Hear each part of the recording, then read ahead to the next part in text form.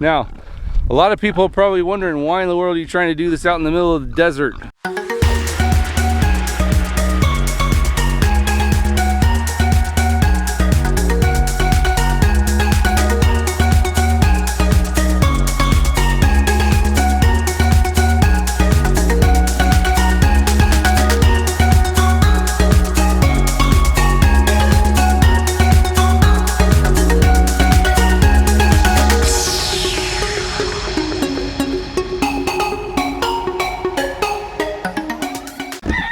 Hey everybody, welcome back to Boisterous Cock Farmstead.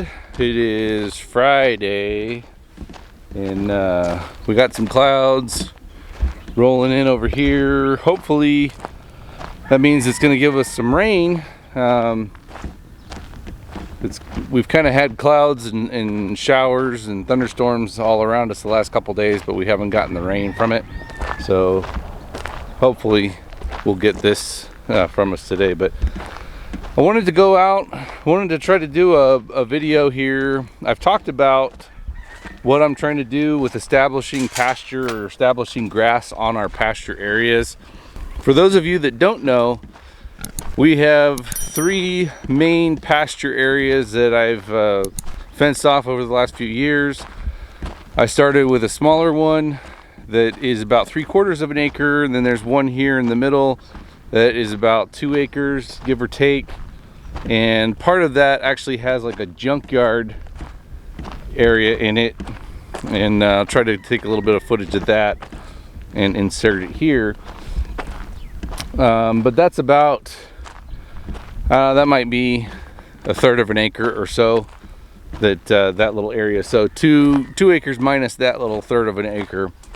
And then we've got over to the west of that is the big 4.5 acre piece that we had the 10 hogs on and the 1 goat when I swapped, and now I've got the 3 boars and my Duroc female out there, the orange one, Pumpkin. And they can't keep the vegetation under control over there, which is a really good sign. They're not going to go hungry, and they'll be good. But I wanted to show a difference with the management and what grows in different areas when you're running different rotational cycles or patterns. And so there's a bit of a gap because we didn't get any rain last year that created any vegetation. It was just dry. Like all the stuff that was, I get flies all in my mouth. All the stuff that was the winter vegetation from 2019 basically just stayed all dry and brown. And if you look behind me, you can see down this fence line here. This here is what I call the junkyard. There's just, if you look behind these weeds over here, there's just a bunch of trash that just over the years people have thrown out here and it's piled up. But on this side of the fence, it's pretty much just the amaranth that's growing. Whereas over here, where I can graze my pigs, and I have been grazing my pigs, we're seeing grass, predominantly grass, being established. Now there's still a lot of weeds and things like that. There's amaranth in here. There's what's called a puncture weed or goat head. And of course there's little mesquite trees that are trying to pop up everywhere. But this is one of the areas that I've thrown some of that spent hay out right here and over in that area over there. And it's thicker grass than where it's just regular dirt. Now, us getting the rain amounts that we've got this year really helped, and it's kind of catching me up on some of the pasture establishing projects that I've got going on, that I started pretty much to some degree when we first moved here 4 years ago. And we've got that grassy area, or grassy paddock, that is, I don't know, it's about a tenth of an acre or so over by the house, and that grass is coming in really good, really thick. It's almost filled up that whole area there, whereas it was just a bunch of brown at the beginning of this season. But I'll show you the difference. So 2 acres here, you can see there's a lot of dirt and everything, and with the pigs, they kind of will keep to your perimeter, and unless you actually have food throughout the center, they're really not going to travel around that area. So I'll show you along this fence line. You can see there's kind of a track. That's where they travel. They travel right along the fence, and whether they're going to a gate or whatever it is, they will establish trails, and they pretty much just travel those trails. And when we get to the back of the property where they go out grazing, you'll see some of those trails as well. But over here, which is the 3 acre piece, there's a lot tighter area, and so they get their footprints kind of spread out a little bit more evenly than they do on this 2 acre paddock.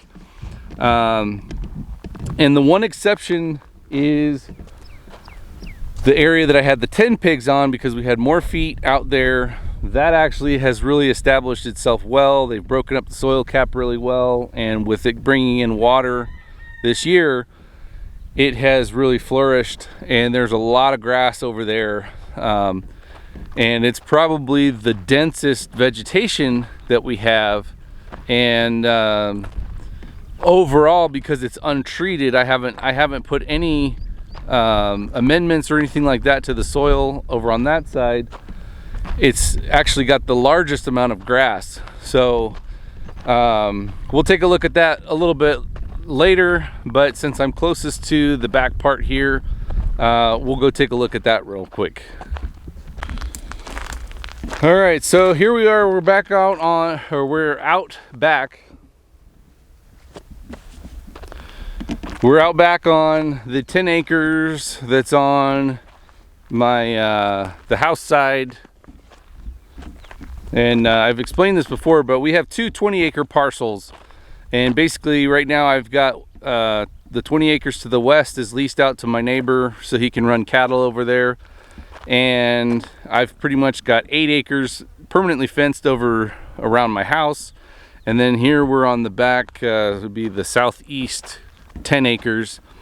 And I want to show you guys, one, there are a lot more mesquite trees back here, which is a good food source for fattening up my pigs. They love to come out here, and they'll just chew up on the bean pods, and it helps them fatten up in the fall, late summer and fall. And the one thing that there's not a lot of back here is grass. Now there is some vegetation, but where it is green, it's a very low percentage of grass that's back here. But this is what that pasture that we were just in looked like before we put the pigs on this property at all.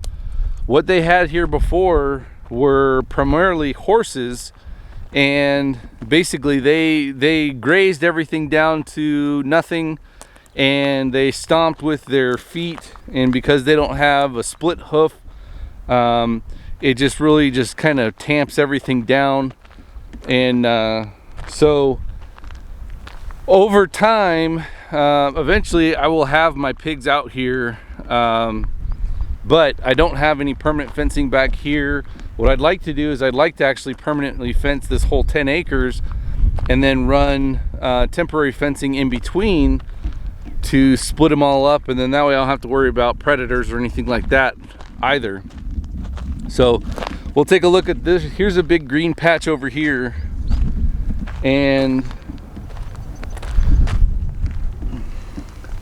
there's not a blade of grass. Oh, I do see a couple seed heads that are popping up over there, but for the most part, it's just these little weeds that kind of sprawl out a little bit, and that's when you can tell that you've got really low grade ground. That's just the weeds that can establish themselves, and there's poor water retention, things like that. So this is what it was. So this is like going back 4 years here, and the pasture area that we went through just before this, starting to get some wind and clouds here rolling in, so I may get a little bit wet here. But this is what the pasture looked like, those paddocks that we've got permanently fenced now. But because we've been able to contain the pigs into that pasture and allowed them to break up the cap to where when it did rain, which we finally got the rain this year, it actually kind of helped to establish those grasses to come in. Now I still have weeds that I'm contending with in those areas, and as I will kind of roll out the smaller pasture first, I'll work on just basically pulling those weeds by hand, really, so that they can't reseed and reestablish themselves, and then let the grass kind of take over, just like I've done over in the grassy area, the grasture right by the house there. There were a lot of weeds in that, and when it popped up, I just went in and pulled them up, and eventually the grass just takes over. So here we've got, this is one of those trails that I was talking to you about. The pigs will come through here. I don't know if this is their way out or their way back in, but there's just a few trails all around, and what they do is they'll come out here during the day, they'll fill themselves up on amaranth and those the mesquite pods, and then eventually they wander themselves in, and they can pretty much, even when it gets dark, they can find their way back in just by following the smell of those trails. All right, so here we're up against the fence that's in the middle here, and again, this is kind of more of the same of what we just walked through. There's a little bit more grass than what we just saw here, and the cows have been out here since about March, I think, so not a terribly long time. There's not a lot of cows, it's only like 5 or 6 of them, but there is a little bit of grass, and so this'll take a while. Same thing, it'll take a few years for it to start getting a little bit more grass than what it has now, and the fertilizer from the cows will help with that, and eventually I'll get to the point where I want to have my pigs over here grazing, and we'll break that lease, and I'll get the pigs over there. I'd much rather have pigs on the property for a couple different reasons. One, they do some disturbance with their feet and with their nose, but they for the same amount of weight, you'll have exponentially more mouths that are working at the same time, and the same number of rear ends that are working as well. Oh, here's a horned lizard there.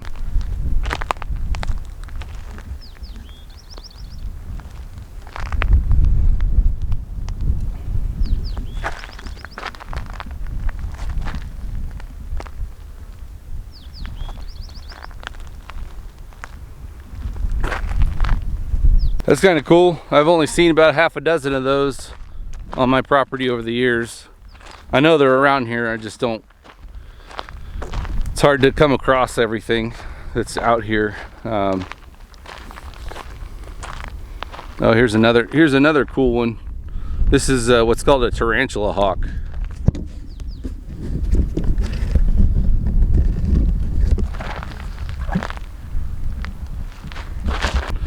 Well, that one didn't last very long, but that's actually one of the most painful stings that you can get, so you want to stay away from those as well.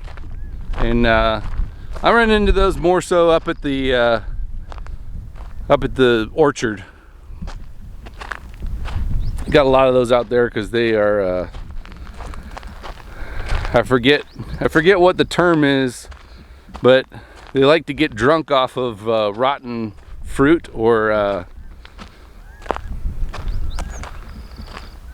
fermented fruit. So I'm gonna try to find my way back around here without getting bit by a snake or something. All right, so here we are out in the big pasture paddock, and this is where the boars are. So I'm gonna keep an eye out for Gumbo. I can see him back over there in the corner. So as long as I stay away from him, we should be all right. He's been a lot better lately, but I just respect the power of the tusk and jaw. But walking through here, I would say a good 60 to 70% of the vegetation that's in here are grasses, and that's a really good sign for two reasons. One, I haven't done anything other than just actually intensively have my pigs in here prior to the rainfall to help break up this soil, so that when we do get, which is this year's a record year, when we do get some rain, it can establish vegetation. You can see it's just a bunch of these little side grain. There's actually a good variety. I would say there's at least 7 or 8 different grasses that I can tell by looking at them, and most of them seem to be bunch grasses, so there's not going to be much creeping going on with those. But if we manage the pigs right, then they'll either be coming through and grazing on that seed and depositing it in their manure to be replanted, or it will just seed out and the wind will blow it around, and then when we get the rain next year, hopefully we get rain next year, it'll establish itself then. So because these are bunch grasses, I'm guessing that they're perennials, but I don't think that's necessarily a rule. So all this ground was just completely brown earlier in the year. So the fact that there's anything out here is a huge win. And going forward in the fall and the winter and spring, the challenge for me as the manager of the livestock is to keep all this from being overgrazed. So what that probably will end up meaning is the boars will go back into their paddock as they were last year, and I won't worry about, because that's just dirt in there anyway, I won't worry about any vegetation there. And then all the rest of the girls will be in this middle area because it is the least established, and I may periodically bring them out here onto this 4.5 acre piece, but we'll just have to see. We'll have to play it by ear, and a lot of that has to do with just observing your land and making adjustments accordingly to meet whatever goal you're trying to reach for your particular property. Now, a lot of people are probably wondering, why in the world are you trying to do this out in the middle of the desert? And one of the main reasons we're in the desert is because my wife has allergies to the Pacific Northwest, and we just kind of roundabout ended up down in southern Arizona. And another reason is that the land is cheap here. One of the reasons why the land is cheap is because you can't really grow a whole lot on it. So there's not a lot of people that want to come out here. So that's where we're trying to do some value added by getting this land to where it can produce more vegetation, to where we can move more livestock out here and be more profitable when we do actually run livestock and not have to depend as much on grain feed and things like that. That, as we know, last year had some upsets in the cycle. There were at least 2 different times that I couldn't get the feed that I was trying to get, or that I had actually established them on. I had to make adjustments to the feed rations, and the less you have to do that, the better. But you can see they're just enjoying coming through here and eating some of the grass. And they really haven't been rooting all that much because they've got so much ground that is producing stuff. Today, actually, I haven't let them out to graze out off my property because I wanted them to kind of do a little bit of trimming around here and keep some of this stuff in check. But either tomorrow or the next day, they'll go back out to where they can free graze on my neighbor's property and on the back 10 there and everything like that. So here we've got all this spent hay from these 2 bales here, square bales, and it's relatively spread out to the point that once we get some rain on it, which is kind of what I'm waiting for. It looks like this storm just kind of passed right over us, but once we get some rain on it, it should kind of tamp down a little bit. But I came over here earlier today and started spreading some of the hay off of this bale, and I'll probably move a lot of the second bale over to this back area here, try to fill it in a little bit, and same with this area over here, and try to get it to where what I want it to be like. If you want to think of like Swiss cheese or a sponge, is that you don't have solid surface area. You've kind of just got little pockets of void, and with having stuff that is established around that, eventually it'll kind of close up on that void, and you long term you will have better coverage, but it just takes a little bit more patience to do that. So that's the method that I've chosen to deploy. But yeah, that is the update for now. If you like this video, please give us a thumbs up. Please share this video, comment on this video, and please make sure you're subscribed to our channel so that you can see when we have updated information and videos. Click the bell notification for the same reason, so that you're notified when those videos are released. As always, thanks for joining us, and God bless.